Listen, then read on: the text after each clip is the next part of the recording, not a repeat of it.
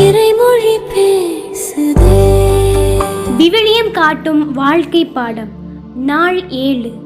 ஆபிரகாமின் வாழ்வின் இறுதி பகுதியையும் அவரது வாரிசான ஈசாக்கின் வாழ்வு நிலை பெறுவதையும் விவரிக்கக்கூடிய தொடக்க நூல் 23 முதல் 25 வரையிலான அதிகாரங்களில் உள்ள வாழ்க்கை பாடங்களை பற்றி இங்க பார்ப்போம்.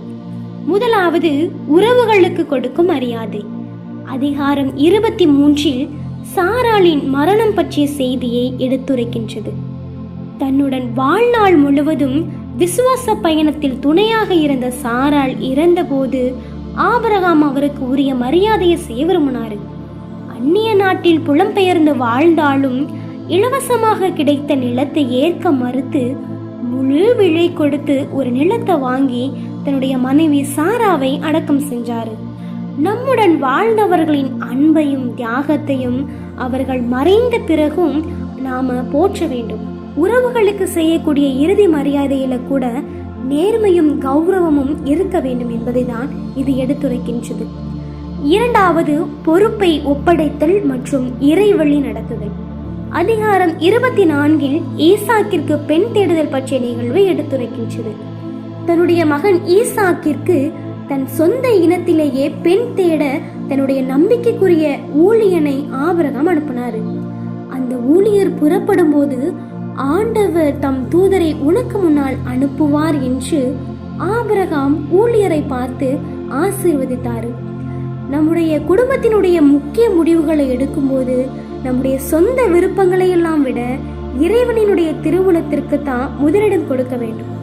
நாம ஒரு காரியத்தை இறைவனிடம் ஒப்படைத்து தொடங்கும் போது அவர் தம் தூதர்களை அனுப்பி வழிகளை திறப்பார் என்கின்ற செய்தியை இது எடுத்துரைக்கின்றது.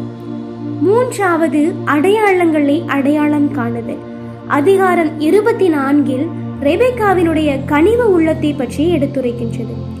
ஆபிரகாமின் ஊழியர் கிணற்றருகே நின்றபோது தண்ணீர் கேட்டால் எனக்கும் என் ஒட்டகங்களுக்கும் தண்ணீர் கொடுப்பவள் தான் இறைவன் நியமித்த அந்த பெண் என்று நான் அடையாளம் கண்டு கொள்ள வேண்டும்னு ஆண்டவரிடம் கேட்டார். ரெபெக்காவும் அப்படியே செய்தார். ஒருவரின் நற்பண்பு என்பது அவர் செய்யக்கூடிய சிறிய காரியங்களையே தெரியும்.